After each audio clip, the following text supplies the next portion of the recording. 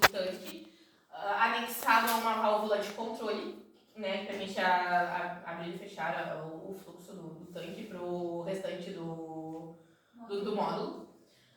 Após, a gente tem uma bomba anexada que ela faz a bombeia do tanque, né, o transporte do tanque, transporta o fluido do tanque para o nosso módulo. O módulo ele tem um rotâmetro, que é por onde a gente vai controlando a vazão de todo o sistema.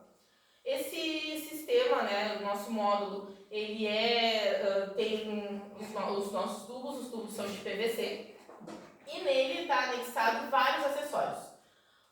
Curva, cotovelo, T-cotovelo, ampliações. E a gente escolheu para analisar no experimento a curva de 20, curva de 25, cotovelo de 25, cotovelo de 32 e o T-cotovelo. Também nós temos no sistema os nossos manômetros, né? Cada acessório tem o seu manômetro, e aí nele está ligado de modo ajusante a montante, né? E assim a gente faz a leitura dos dados durante o experimento para que a gente consiga reproduzir os cálculos e assim obter os nossos objetivos gerais e específicos. Eu passo a palavra para você. Então, durante nossos encontros, fizemos as atas. As atas estão registradas as reuniões, monitoria e as aulas do laboratório. As atas é uma forma de organização e de registro, onde tem todos os assuntos tratados durante as reuniões e discussões do grupo. Então, em geral, a ata é essa organização. Aqui está o modelo de ata, as informações, os participantes que participou durante aquela reunião. E o que foi abordado nas objetivos? Bom, senhoras e senhores, dentro da AP1, avaliação experimental de perda de carga para acessórios hidráulicos e tubos retos, a equipe Gengibre visa contemplar os respectivos tópicos 1.3 e 1.4, sendo o subtópico 1.3 a obtenção experimental de coeficientes da resistência de acessórios hidráulicos. Senhores, o coeficiente de resistência de acessórios hidráulicos é a base necessária para o cálculo da perda de carga e um conhecimento imprescindível para dimensionamentos e entendimentos de sistemas hidráulicos. A partir do nosso recorte industrial, o processo do suco de laranja, nós temos da etapa de centrifugação para pasteurização, um rotâmero, P1, P2, um manômetro para obtenção da diferença de pressão entre os respectivos pontos e o nosso acessório específico. Delimitando o volume de controle no acessório, nós chegamos a 7 hipóteses simplificadoras, sendo elas, para inserir, o escoamento incompressível, por se tratar de um líquido, o fluido é líquido, um regime permanente, o sistema não varia durante o tempo, sistema unidimensional, o fluxo tem apenas uma direção, ausência de trabalho e desconsideramos transferências de calor envolvido. Estamos tratando do acessório. Sem variação significativa de altura, varia de acordo com o acessório que estamos analisando. O escoamento totalmente desenvolvido para facilitar cálculos de compreensão do sistema e a propriedade do fluido é constante. Densidade constante, viscosidade também. Chegamos à equação de Darcy-Weisbach. Como podemos observar no nome da equação, ela foi desenvolvida por dois indivíduos, consequentemente, dois engenheiros. Henri Darcy, um engenheiro francês, o qual era mais voltado para a parte da engenharia aplicada, realizou os experimentos e obteve os dados experimentais. E, posteriormente, Julius Weisbach, alemão, engenheiro alemão, com o trabalho de Henri Darcy, formalizou a equação, podendo ser descritas de duas maneiras. vamos abordar um pouco ela, e a perda de pressão. Ambas são cruciais para o entendimento dos sistemas. Então, estamos tratando de engenharia química, nosso foco é o sistema. Aqui temos a legenda respectiva das equações. Subir, por favor. E agora podemos fazer uma interpretação física. Agora, a perda de carga, representada pelo HL, podemos observar que temos dois termos. Velocidade ao quadrado dividido por 2. Pelo balanço global da energia mecânica, é possível obter a gravidade juntamente no denominador com o número 2. Logo, é consciente e necessário observar que esse termo representa a energia cinética do fluido e o coeficiente de resistência dos acessórios representado pela letra K. Agora passamos para o tópico 1.4. Relembrando, agora no tópico 1.4, a nossa missão é obter experimentalmente o comprimento equivalente dos acessórios hidráulicos. Então, relembrando, a perda de carga do sistema hidráulico é composta por dois grandes grupos, sendo eles a grande perda de carga. Pela imagem podemos observar que é dado pelo atrito entre o fluido e a parede respectiva. E a perda de carga menor, que seria, consequentemente, o objeto do nosso estudo anterior, no tópico 1.3, intrinsecamente ligado nos acessórios. Fazendo uma investigação minuciosa, um pouco mais profunda, nós temos o coeficiente de perda de pressão, representado pela letra grega X, que nada mais é que o somatório das friction loss, que seria a fricção, ou seja, o atrito na tubulação, mas o somatório do K, ou seja, local losses, que seria a perda gerada pela geometria do respectivo acessório. Ou seja, o acessório tem uma geometria que vai mudar o fluxo, isso gera uma perda de carga. Agora temos o objetivo desse tópico, a obtenção do comprimento equivalente do tubo. Tem uma dedução do método aqui, posteriormente vou passar para a lousa, para os senhores conseguirem observar de uma maneira mais aplicada. Somatório da comprimento do tubo, mas o somatório virtual. O somatório virtual não existe, mas nós consideramos ele no cálculo. Ele nada mais é do que o somatório do comprimento equivalente de cada acessório ali no sistema que delimitamos o volume de controle. Descendo, temos o método dos dois Ks. Pela equação, podemos ver que é um cálculo numérico, ou seja, vamos alimentando a nossa equação, nossa modelagem matemática, e obtemos o valor do K experimental. Foi desenvolvida na antiga União Soviética pelo engenheiro soviético Lozevic, Emovik e Delchik, no livro Handbook of Hydraulic Resistance. Na internet, por meios não convencionais, é de fácil acesso, se os senhores me entendem. Agora, passo a palavra para o colega de desenvolvimento, Nicolas Felipe.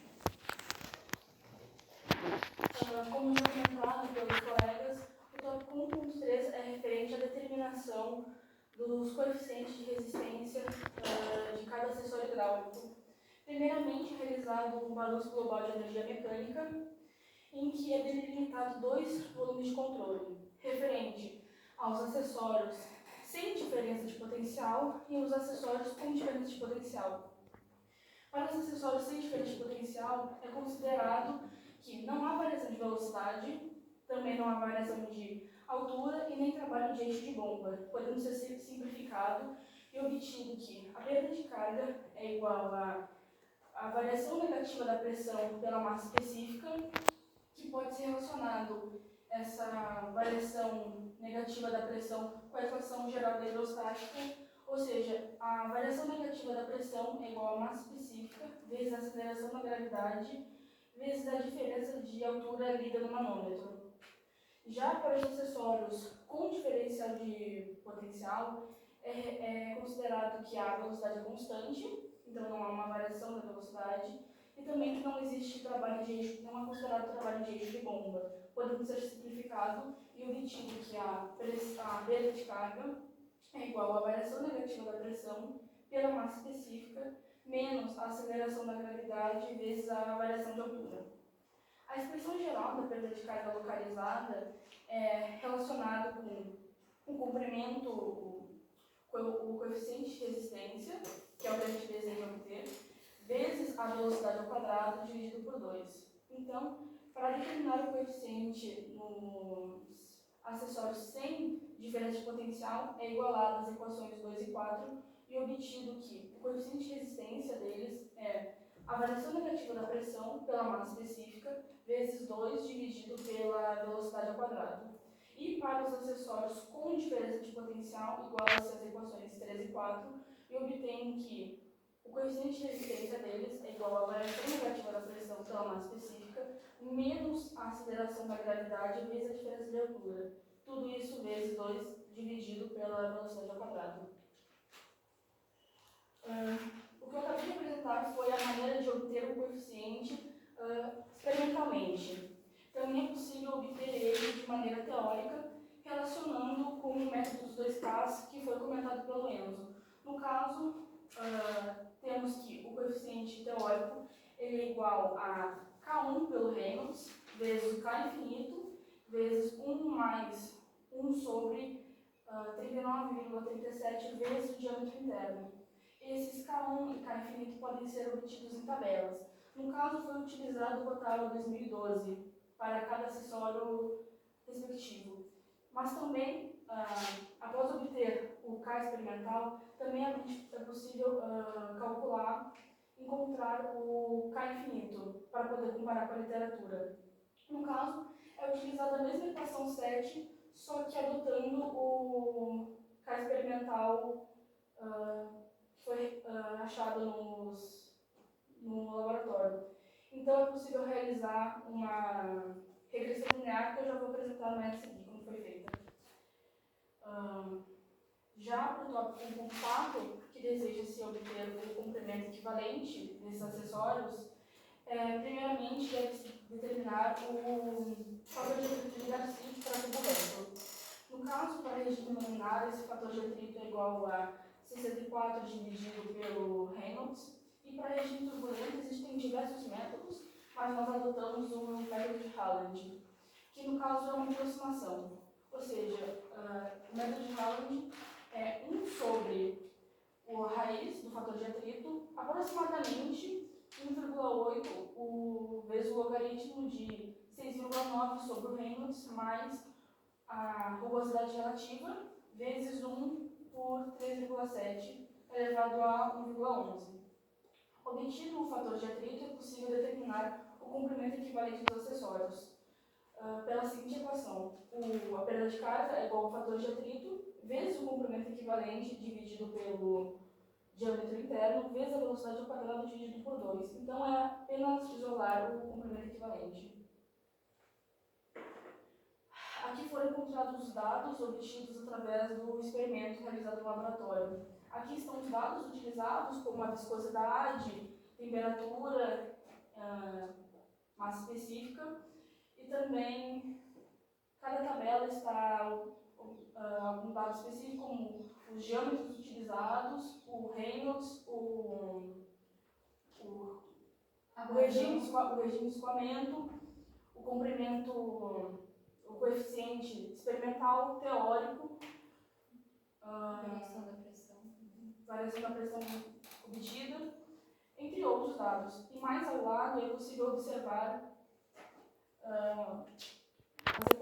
os gráficos encontrados, em que é possível observar o comportamento observado no laboratório.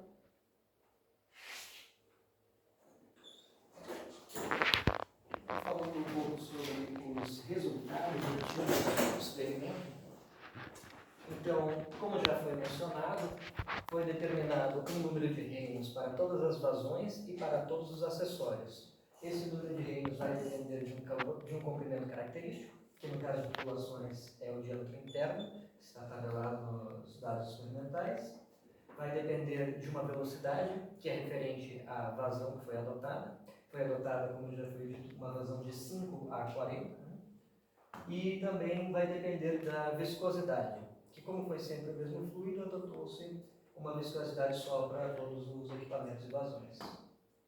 Também foi determinado o K experimental, como o Nicolas disse, e o K experimental, da relação do K experimental com o Reynolds, elaboramos várias tabelas, vários gráficos. O primeiro que foi colocado aqui nos resultados é a relação entre o Reynolds e o K experimental para a curva com diâmetro nominal de 20 milímetros.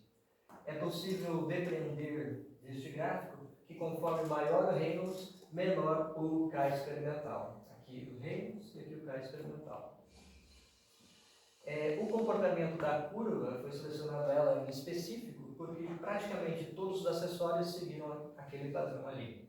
E, no entanto, o T-cotovelo foi o único acessório que apresentou um comportamento diferente. Você pode ver a diferença entre os dois. Pode baixar um pouquinho. Aqui estão tabelados também a questão do comprimento equivalente para todos esses acessórios. E o que é o comprimento equivalente? Em suma, seria o comprimento de um tubo teórico que teria a mesma perda de carga que o acessório a ser analisado. Pode-se ver que quanto maior o K, o coeficiente de perda, K, maior também o comprimento equivalente, isto é, eles são diretamente proporcional. O que faz todo sentido, porque o comprimento equivalente nada mais é do que uma forma de expressar perda de carga. Pode ver para o lado. Vamos lá, um pouquinho para cá. E também foi determinado o K infinito, 1 e 2, o 1 sendo referente ao momento em que as vazões iam aumentando, e o 2 referente ao momento em que as vazões iam diminuindo. Comparados os valores obtidos experimentalmente com o valor tabelado do livro Rotava 2012. Aqui pode ser visto a diferença. Pode ir para cima.